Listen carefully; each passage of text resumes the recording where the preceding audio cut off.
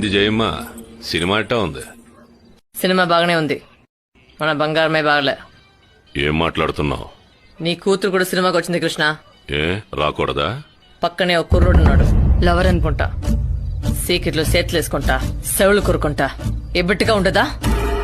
సరిగ్గా చూసావా? చూశాను, నా కళ్ళుతో చూశాను. ఇలాంటి సంగతి చెప్తే నువ్వు బాధపడతావని నాకు తెలుసు కృష్ణ.